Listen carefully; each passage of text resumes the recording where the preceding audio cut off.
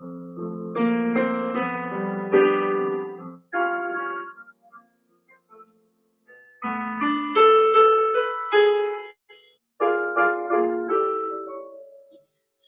שפוכים על חיר, מאופק ועצר, וחרובים וזית וגלבוע, ואלף ורעמת מנסה, ביופי שעוד לא נראה כמוהו. זה לא אותו האמת, זה לא אותו הבית, אתם אינכם ולא תוכלו לשוב. השביל עם הסתרה ובשמיים עית, אך החיטה צומחת שוב.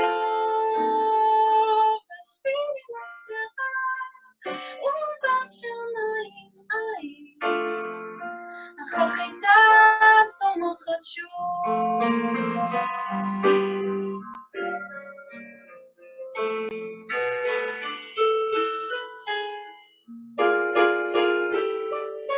מן העפר המים העיריות עולות, ועל הדשא ילד וחלום, מעל החדר ויורדים לילות, על מה שבו ומה שבליבו. זה לא אותו האמת, זה לא אותו הבית, אתם אינכם ולא תוכלו לשוב. השביל עם הסתרה ובשמיים עית, אך החיטה צומחת שוב. השביל עם הסתרה ובשמיים עית, אך החיטה צומחת שוב.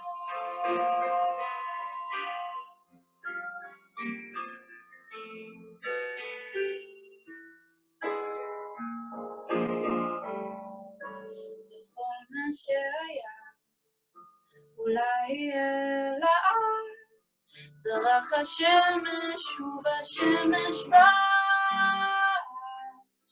את השירים שרים אחרי חיוגה,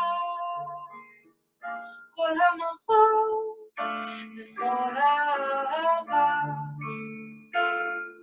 אין זה אותו האמת, אין זה אותו הבית, אבל אתם לא תוכלו לשוב.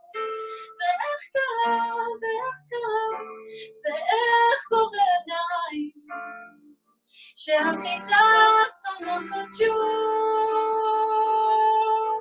ואיך קרה, ואיך קרה, ואיך קורה די, שהחיטה צומחת שוב.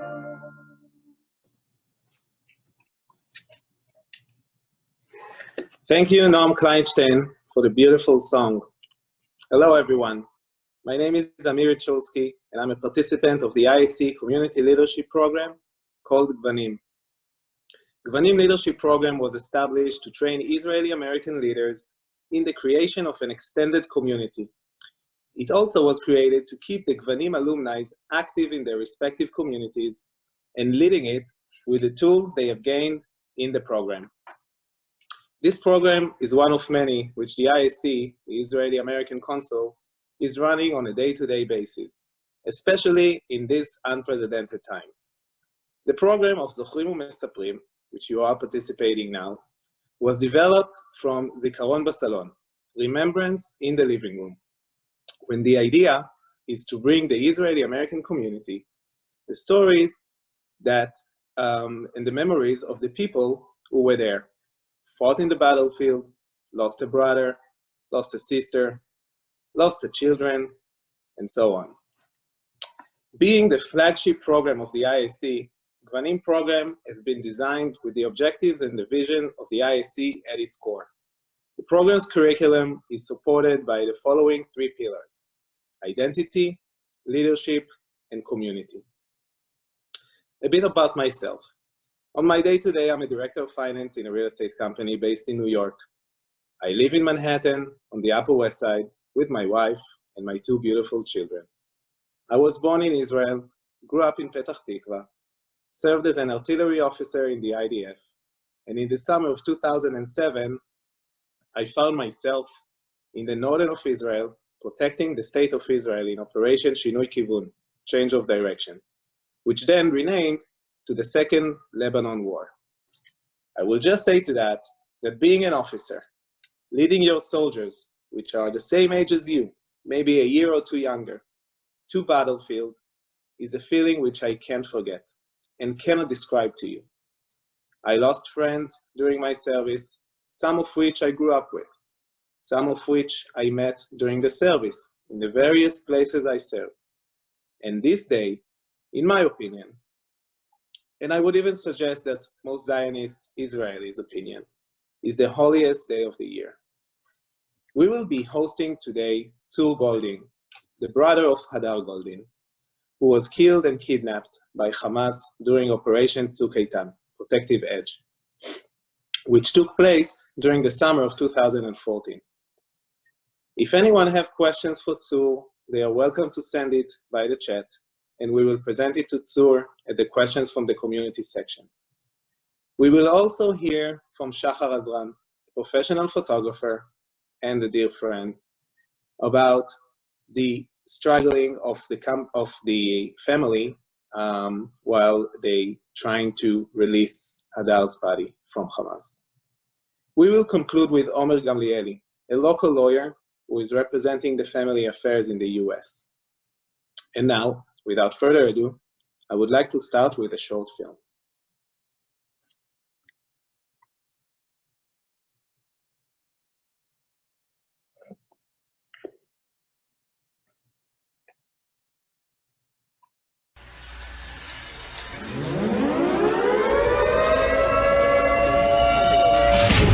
On our broadcast tonight, On the Brink, Israelis running for cover as bomb shelters open. Imagine what it would be like if all the cities of the United States, from the East Coast to Colorado, 80% of your population would be in bomb shelters. It's called Lower Gaza, the network of tunnels built by Hamas that snake their way from Gaza into Israel. Prime Minister Benjamin Netanyahu on Thursday night directed the IDF to send ground troops into Gaza to strike the terror tunnels into Israel.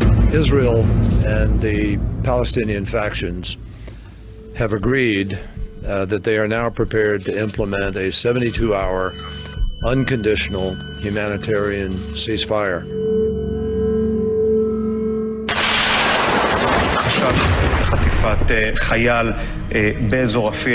The moment I heard that my brother is the missing soldier, I right away wanted to go back and help.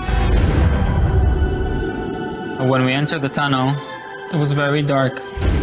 We barely saw anything except for a trail of blood, so I knew exactly where I need to go. I told Lieutenant Shaked, wait here for 5 minutes. If I don't come back, I'm probably dead.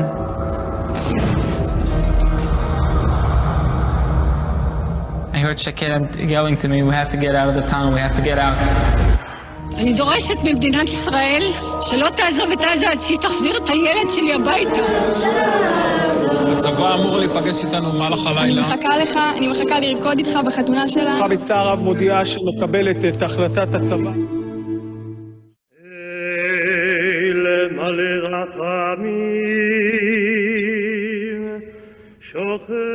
אומרים לנו, אתם לא משפחה שכולה נורמלית. כי אנחנו משפחה חטופה, אנחנו משפחה שבויה. הדר בעצם נחטף, ובדיעבד הגדירו אותו חלל. יכול לא לסבול אף רגע שהוא בידי החמאס.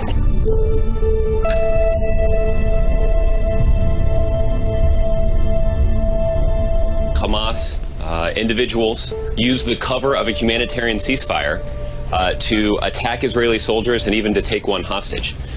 That would be a rather barbaric violation of the ceasefire agreement. We would encourage the international community to respond to this and condemn it in the strongest possible terms.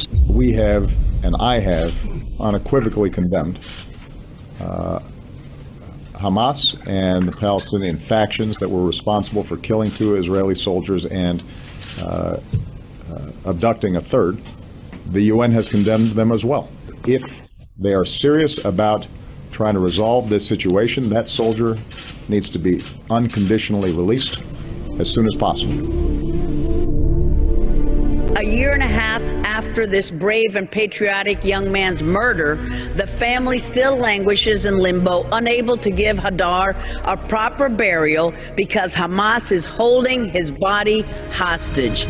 But this was a ceasefire entered into by Israel at the urging of Secretary Kerry and the UN, and they should bear some responsibility for securing Hadar's return home to Israel. We must demand Hadar's return home and support the Goldin family in its efforts to give Hadar a proper burial and put an end to this nightmare.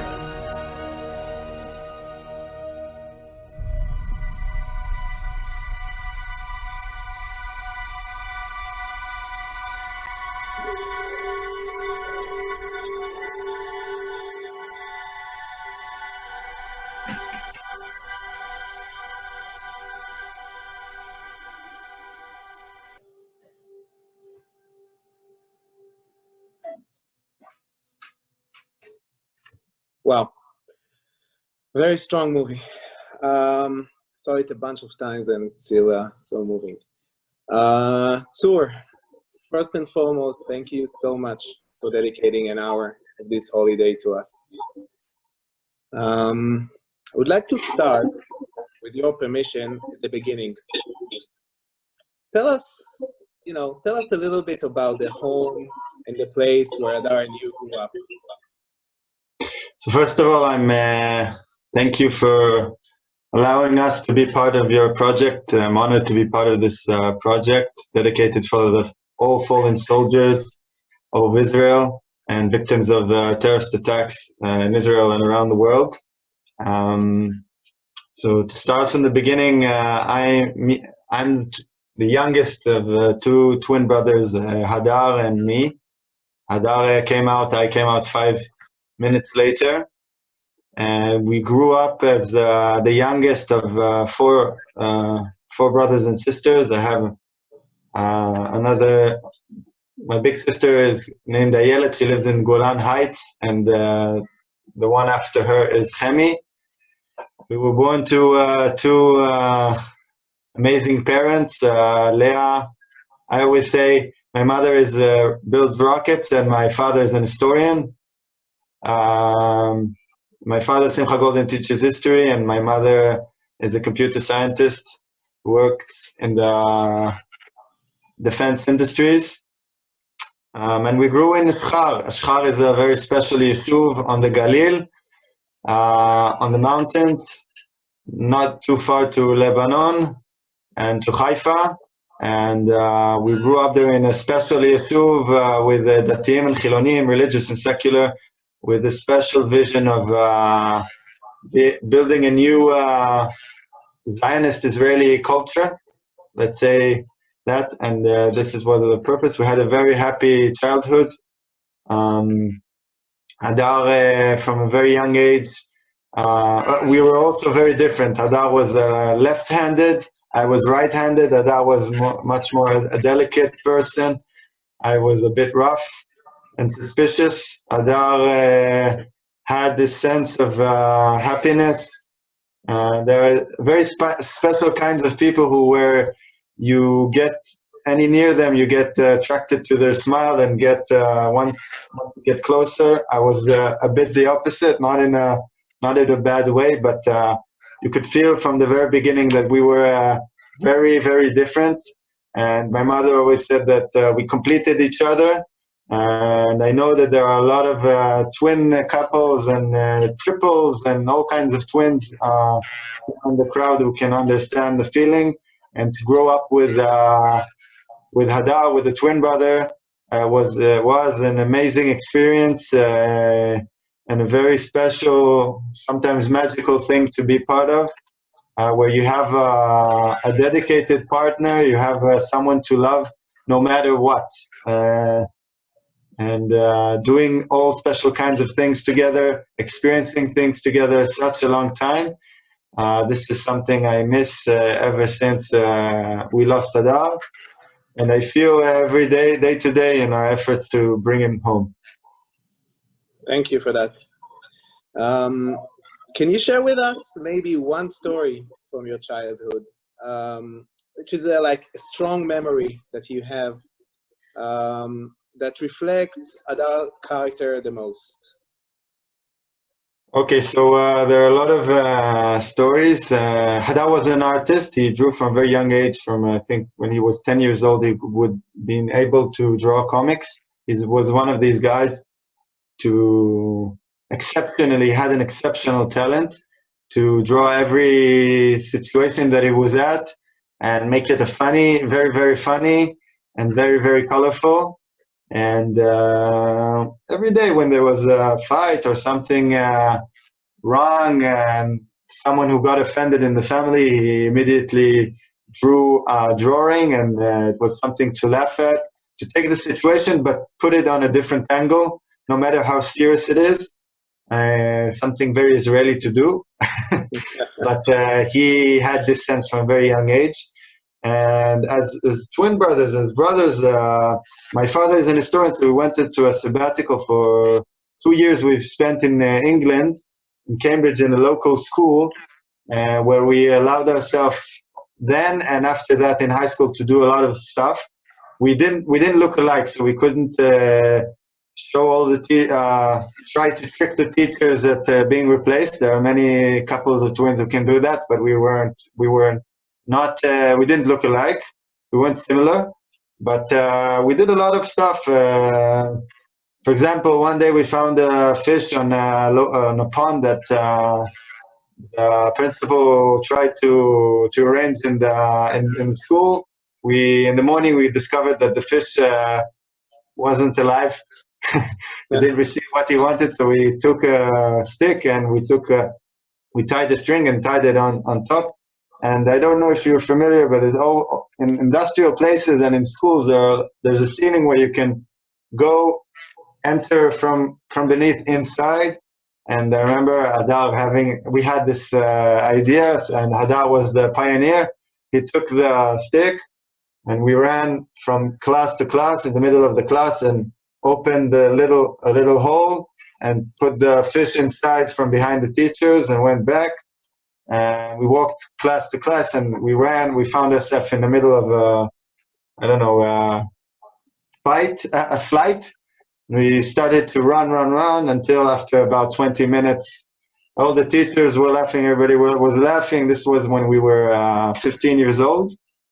The principal managed to pull Hadar's leg from underneath one of the ceiling squares, and there Hadar fell underneath, crying. Of course, on that day we were kicked out of school, but this is one thing. But I think the feeling, another experience as twins, is being very, very close and also pushing the limits. Was when we were in Bad Echad. Hadar went to, I think maybe I can assume that we will talk about that, but one very, very short story. We were we both went to military academy in Bad Echad. Hadar from Sayeret Givati, the Commando Desert Forces, and I came from Maglan, special unit in the paratroopers, and we met up in Officers Academy. It was a coincidence that we were together there, and there were a lot of drills, a lot of things that you do together, and there's the latest one where all the different units take part, tanks and infantry and everyone. In Shizafon. And so we were both acting as commanders, and so you have a special name on the radio. So Hadar decided that my name is Tzur, which is a kind of a rock that ignites fire, and Hadar decided that I will be called Sela, which is just a normal flint, and Hadar Etrog. Hadar is like an orange, like a pre Hadar, called himself Etrog, and this is how we communicated, and all the time people didn't understand who is Etrog, who is Hadar, why are you talking, who is Etrog, who is Sela, why are you talking to each other, get out of the line, go out of the line. And we also did that in operations, including the operation in Gaza. Hope you catch the sense of being twins and feeling invincible. You can feel that you can do everything, and even if you go wrong, there's always someone who can go behind you. We're not all of us are angels and do perfect things, and to be able to have someone who can back you up in a way that he gives you strength, this was Hadar for me. Sounds typically Israelis, thinking outside the box and getting into trouble. All right, so moving on, as you said, you guys both served in the military, in special units. I want you to elaborate a little bit about your military service, you know, a little bit about the first couple of years of service, the challenges, and, you know, on that side, the lighting periods. Okay, so of course we both listed to the IDF in the same day in a very similar unit. Hadar was in the Commando Desert Forces. I recruited to Maglan, and eventually I became an officer. And in Operation Protective Edge, I was also an officer, parallel to Hadar, very close to his region. Hadar's route was very special. When we recruited, Hadar had a sense of educational spirit, and he had Chanichim in the youth group in Bnei Akiva, BA, and had a lot of sense of educational stuff, and he was always had complex thoughts about where to recruit. And when he was in Hadar was Mitztayem, Chayal Mitztayem all the way. He was a very brilliant kind of guy, but he always tried to manipulate his route to be an educational one, and we have a lot of quotes of encounters of people with Hadar and Hadar's letters. He wrote a lot of letters. He drew a lot of drawings, even when he was officer in combat, and he wrote on books that he dedicated to friends and soldiers, where all the time he looks for the quality of his soldier and how to leverage it, and how he cared for a lot of soldiers in distress. Oleh Hadash, the soldier was Oleh Hadash, and they had troubles with bureaucracy, and other Oleh Hadash from Jewish Ethiopian origin, who had Metzuka Kalkalit. His family was in difficulties, and Hadar took care for that they will be able to serve and to change all the routes and directions to success. He was a very special kind of guy. Hadar was, of course, an excellent Mitztayen, and after that, when he finished his Maslul in Seret Givati, he decided that he wants to do a special thing. When he was Lochem, he was a combat soldier for the very first time, before his very first missions. He thought, what can be the very unique quality of the Israeli soldier that differentiate us from our enemies or anyone else? Every nation has their heroes. I don't know, Rambo, you have patriots, you have gladiators, and Spartacus in Roman Empire, and you have samurais in Japan. What can be the qualities in Israel? So he found the two words, Oz ve'anava, strength and humility, or courage and humility. Oz ve'anava, which are two identities, two qualities that he found suitable. Finding the courage, we talked about the Israeli spirit, to be to think outside of the box, to be creative, and to not this is the courage, but also there's the humility. In Hebrew, it's much more successful, anava, the ability to absorb, to listen, to find a very wide range of qualities and teachings and things that you can learn, and different angles. And those two things can make us good to each other and have a good sense of purpose. And this was also in the battlefield against terrorist organizations, to humanitarian values and use civilians and human shields, etc. He found this the best way to give set an example for himself. He embroidered the words very, very small. No one else would have seen that. But to remind himself for those two qualities, for us to be to stick for our moral elements, and also to be brave no matter what. Hadar finished the official school. He was also again mitzayen, and he decided, according to his way, to go to the educational route. He went to Basis Tironim, to the soldiers from Rook. I don't know the words in English, but he started as that, and he was excellent in the operation. When we entered the operation, Hadar finished his last job, last task as a commander, and he decided after Operation Brothers Keepers, there was an incident in Israel where 3 teenagers were kidnapped in Hebron, and the whole Israeli nation was around that. A lot of soldiers were a part of that. And after that saga finished, Hadar decided that in a very simple way to propose for his fiancée Edna, for his girlfriend Edna, marriage, and they got engaged.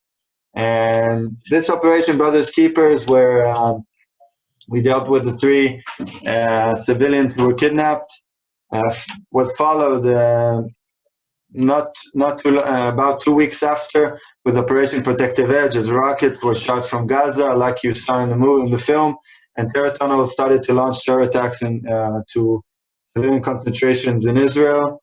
And the engagement party was a few days before the war. The infantry entered Gaza, and it was a very, very special evening. It was about 12 o'clock. They celebrated everything, and I came from the field, and we commemorated the engagement. It was very fun. And I remember saying to Hadar, of course, there were dances and everything. There's a part where in my family, I think in most of the families, where there's a speech time. So a lot of people talked, and I came late. And when I came, they told me, okay, now you owe us a speech. And I didn't know to talk. I didn't know find the words, but I just told Edna that she found it's very rare to find a person who can express in such a deep way love, loving and caring. And as the twin brother of Hadar, it was very difficult for me to let go of Hadar, but I said, and I think people who have twins in their families can relate to that he's a person who found the secret for loving, a secret for love and care, and that's what I felt. And I think she's lucky, and now they can take it to a different level, a different height. So this is, in a summary, the experience from military of the image Hadar, an educational person, a person who can enter the heart of everyone, and who always wants to find a way to be proud of our unique qualities as proud Israelis who came back to our nation, and we are now free, and we don't only have the ability to exist, but also the responsibility to walk around this world and do good things. Very interesting. Thank you for that. Just one comment, Guy, if you don't mind opening the chat for everybody. I think the chat is blocked, so people can write questions to Tzur.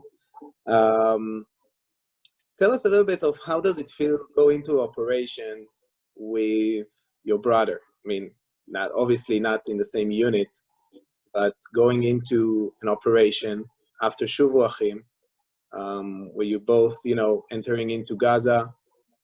Tell us a little bit about the operation from your point of view, and how does it feel to go into it, knowing that your brother is a few miles, maybe even less from you, fighting on a different region? Okay, so it was some type of coincidence that I was a part of the paratroopers during this operation. This means that Hadar was in Givati. We weren't meant to be in the same place at the same time. But it was a coincidence that we were both officers, let's say. This was also investigated, but we were off-grid in a lot of terms. And we came to this very rare situation. We were in the same region. This is not rare for many families. There are a lot. Israel is a small country. A lot of families find themselves with relatives in the same places. But I knew that when I came, I went into Gaza. It was 3 weeks of intense fight and fire incidents, and I knew that Hadar was there. Of course, I was concerned, but Hadar always had the. I also believe that Hadar is Hadar was the most responsible person. Let's say the most responsible from the both of us, most responsible type. And we always say that we always seem to think that he was invincible, not in the term that he was a Rambo with a knife on his.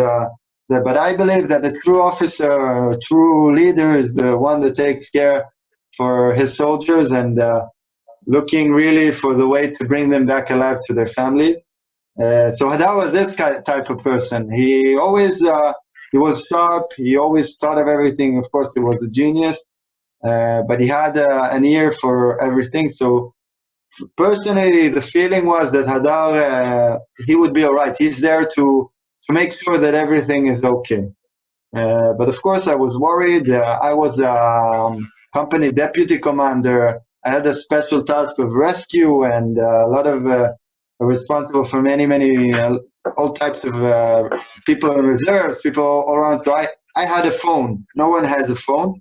I had a phone that I wouldn't be able to use on the border. And when we came back rarely to the border, I was able to call my parents and also to check out with Hadar, try to check out with him.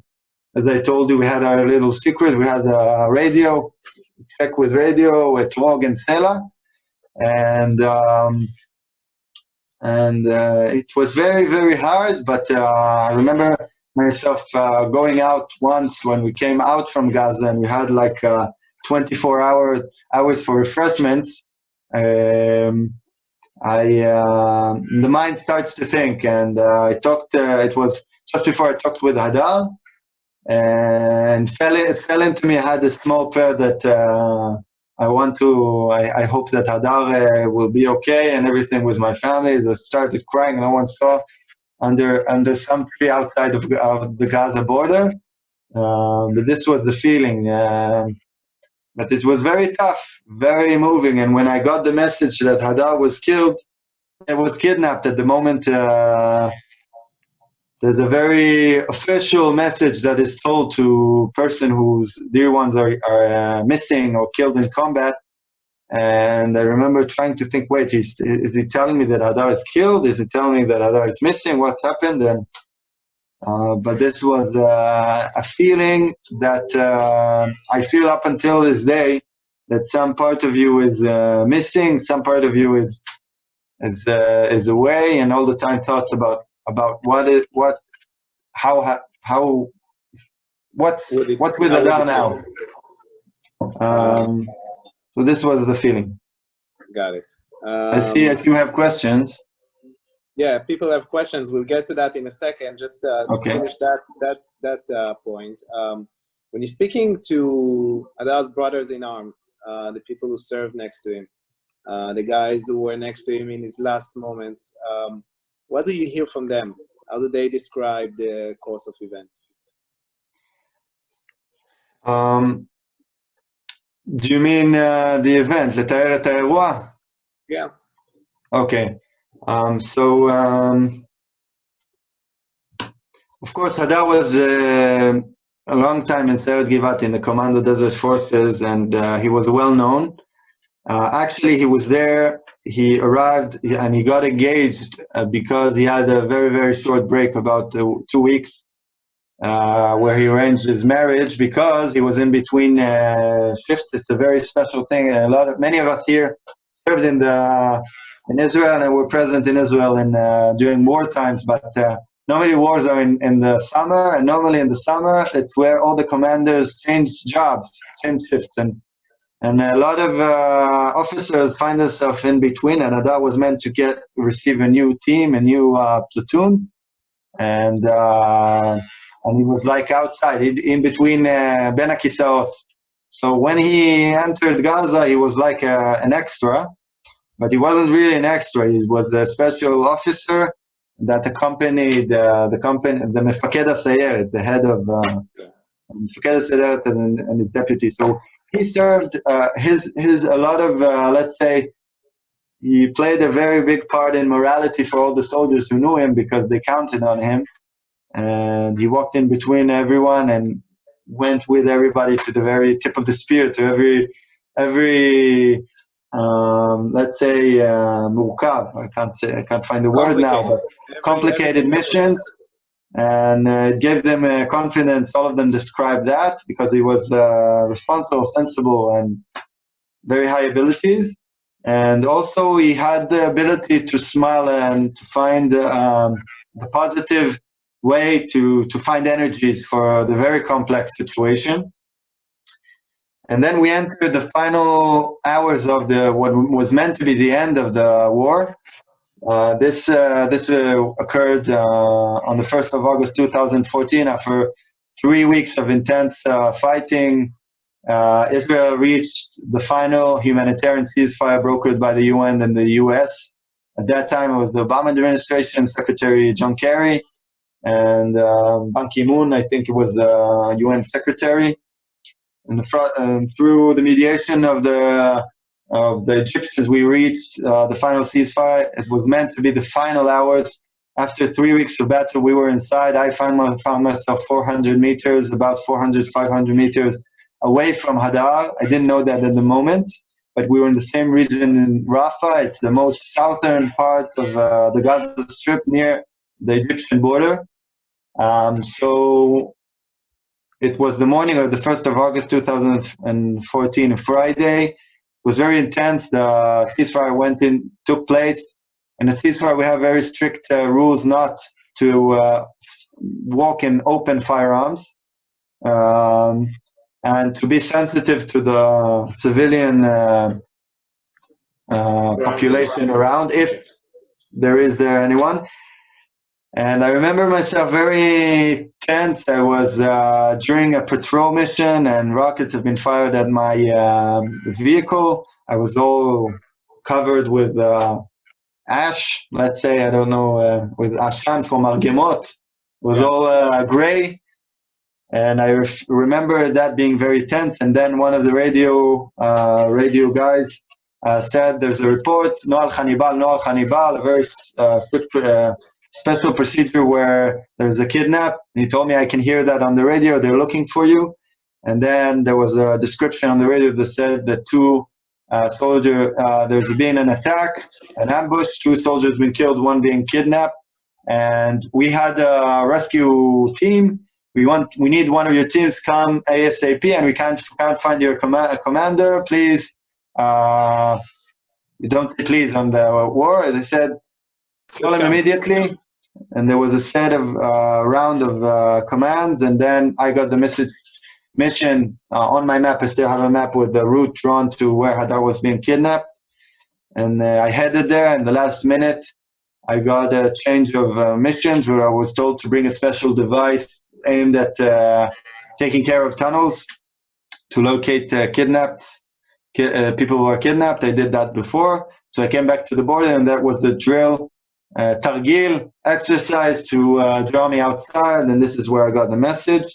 Very briefly, Hadar and his friends went into, was a ceasefire. They went into an ambush where one of the guys spotted a scout who was not armed on a tower, and they went closer and closer to that tower, where they ran into an ambush of 13 terrorists, with the kidnapping squad, with the tunnel, kidnapping tunnel. They were all. It's also very brave. 2 brave stories I'll say very briefly. One, they were all injured at the spot, and there was, and they were there alone. Their friends were only able to hear them from about 60 meters away. And there was a round of shooting, and they struggled, and 2 terrorists were killed. And one of them also tried to drag Liel Gidoni ליאל גידוני, זיכרונו לברכה, and בניה שראל, זיכרונם לברכה, it was the commander of Seret Givati, that desert force, and Liel Gidoni served as a radio person. They were all injured severely on the spot, and they managed to prevent Liel's kidnap, where they found one terrorist one mechabel on the spot. And at the end of this encounter, Hadar was dragged into a tunnel. After that, it was confirmed by both sides, Hamas and Israel, that Hadar is there, shot and held until this day. We know where he is. We know also where Liel Gidoni is, and two other live civilians. And I finished that rescue there, and my family and I, and many, many good people from around Israel, especially in New York and all around the world in the diplomatic arena, work hard to make an end and prevent kidnapping from occurring in the future. Hadar and his friends came. The friends of Hadar, his brothers in arms, came to the spot after Hadar was kidnapped, and there was a very, very brave. You've seen him on the video. A very brave decision of the deputy commander of this unit. His name is Segan Eitan Fund. He has also family in America. He's also, his family is from America, made Aliyah not too long ago. And he was a very close friend of Hadar, but this is the guy. He decided to get inside the tunnel when he decided, when it was found that Hadar was, it was confirmed that Hadar was dragged inside, and he ran for almost 1 kilometer inside this, we call it this network of evil. There's no words to express that, but he ran inside in order to find Hadar, and he got the highest Ot Hitztainut, Tzalash. Yeah. On this day. Outstanding that service. There are more soldiers and civilians which are still in Gaza, being captive. Would you want to share with us your thoughts and the way you see those things? Yes, I think it's very important this day to remember all the fallen families and all the value. There's a special value for this day, commemorating one of the most essential values of Israel throughout all centuries, which is Erech HaReut. We call it Erech HaReut, Kol Yisrael Chaverim, a sense of shared fate. There are a lot of communities and cultures that adopt this, but for us, I think it's very, very special. And we commemorate this very, very close to Yom HaAtzmaut, Independence Day. So this is a value where we remember our soldiers, not the way they were killed, but the way they lived and what were the values and the reason why we are here. And I think the issue of the MIA, the soldiers who are missing in action, the civilians who were kidnapped should be commemorated in a very special way. And people from all around the world should be encouraged to ask the questions from the leaders, from people with the effect on the way to bring them back. Specifically, I would say that very briefly, in the past 40 years, Israel has been struggling. Israel is a pioneer against terrorism, we all know that, but Israel has been especially struggling with the kidnapping terrorism, where I'm starting to count from the Entebbe operation, but terrorist organization decides to kidnap civilians or soldiers. That is an asset for them, and in exchange they release terrorists, or worse, cause us to harm our shared fate, our spirit, and sometimes abandon them. This has happened in Ron Arad, the famous pilot who was kidnapped in Lebanon, and Syria, and so this is a method. We didn't manage to eliminate this kind of terrorism, and this is what we are working hard, because unfortunately, Hadar has been killed. It was confirmed that he has been killed. This is not only a struggle for a family or a specific family, but we're not looking for seeking things that are beyond life. We are looking for rescuing the next families who will experience that. And we want to eliminate the very vicious and barbaric form in which terrorist organizations decide to use to break our spirits, to break our sense of shared fate. We don't think this is a fate. We don't think that the only way is adhering to the rules that terrorist organizations set for us. We believe that as a sovereign nation and as America, Israel, all the Western community, liberal community with the high moral values can win this. This can only be in the way and shape and form of being the ones to set the language, where when terrorists are kidnapping, it's not an asset for them, it's a burden. We're not talking about conditioning any humanitarian aid, medicine, or food, or sewage, or electricity. But yes, the entire humanitarian community, international community, is working in this vector, and we are here to make sure that we're working in that vector to win terrorism. And on this day, I think the only message that should be said, no matter what this is beyond politics, but what your views are, one thing I think is can be agreed by all of us, that if we lose this value of shared fate, erech hareut, we pretty much lose everything.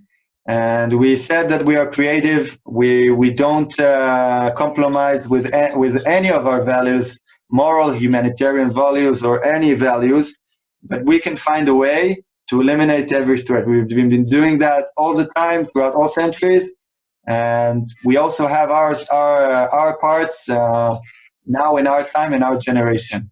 And when we walk, I presume that we're reaching the end of this conversation, but when I'm walking in the streets in Israel and in America and see all of you and look at your faces and see very, very proud human beings, proud of who we are, and people that have an energy not to break apart from any, hardships, and the smile that we all give each other when we understand that we're entering a complicated solution, but somehow we will be okay. I think this is what gives us strength all the time. And of course, for UIAC and all the members, we know many of you. We are proud to be here with you. We are honored to take part in your activities, and we love you in a very simple way. We are honored.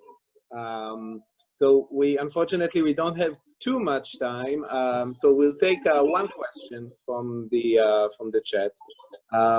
We spoke about the past, you guys grew up. We spoke about the present on your struggle and your fight of bringing back Hadar. There's one interesting question. How would you feel if you had sent a kid, brother of your own child, to the army to serve in combat? Did it change anything of your thought of this possible solution? Of course, I grew up. I'm a bit. I hope that I'm a bit grown in mind. I got more mature. That is what I wanted to say. But I think there is two things. Of course, it's very hard for every person, not only me. There are persons. I always say, "Kol echad sochev et hamitanim shelo." Everyone has their packs and their hardships. So now we have the corona, the COVID-19, and people. Everyone is going through hardships. I don't think I'm any different from anyone else. This is extensive story, but each and every one of us has their hardships, and this is the things that we are dealing with. Of course, I think of endangering my own child and the way that he will act, but I try to think. I don't have children yet, but to think of it as putting myself in his position. And when you are born and raised for the very, very huge values, big values, that we were born and raised on. I think it's the most honorable thing to be. I say that carefully. To be a soldier in the IDF and to do the very, very special missions.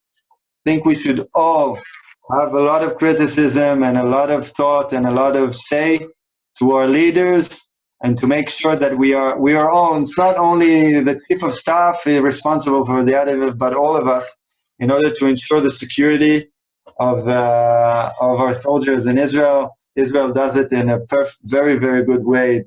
Current chief of staff does it in a very current way.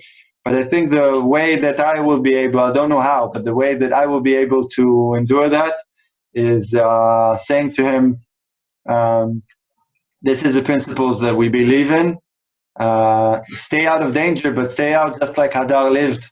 And he lived as a person who was very, very sensible. And I think I will tell him that the best thing that you can think of is that you're not only there for the high values, that's okay, but you're there to look at the eyes of each and every soldier and look at the eyes of your friends, and can say it to yourself in heart that you are there to save their lives and bring them back to their families.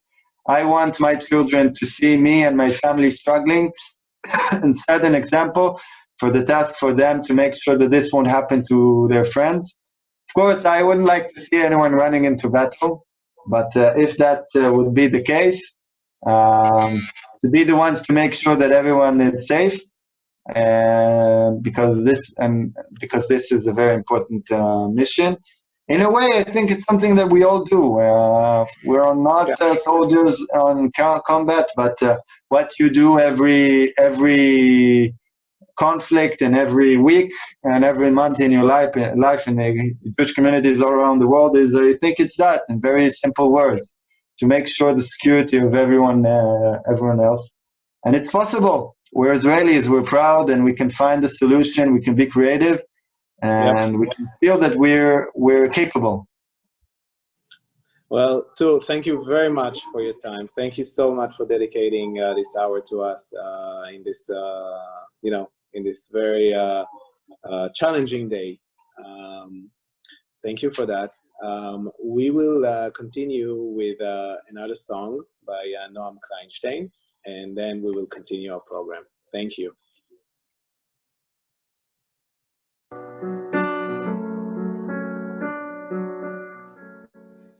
כי שירי הוא בתקון ברוח, מכתבי השלוח,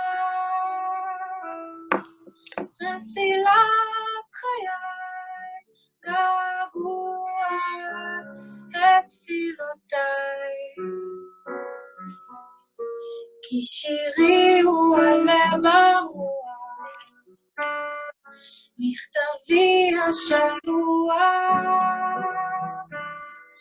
הוא האור הנפקח בלילותיי,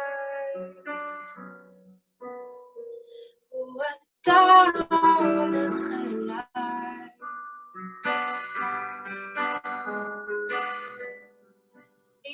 דודיי חולפות עליי תלונות ונשמה ושמות שמות, אתה בא והולך אליי.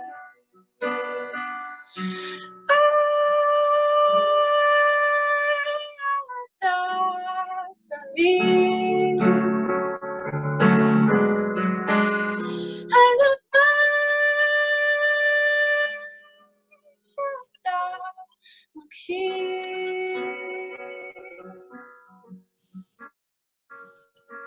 אולי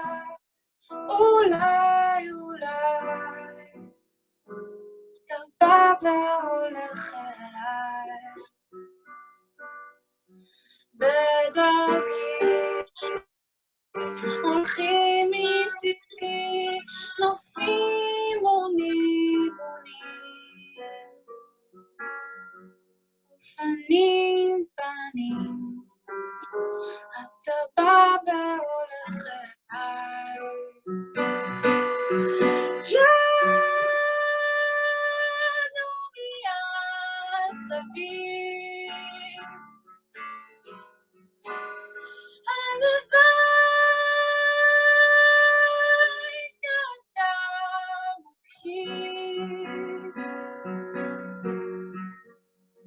אולי, אולי, אולי,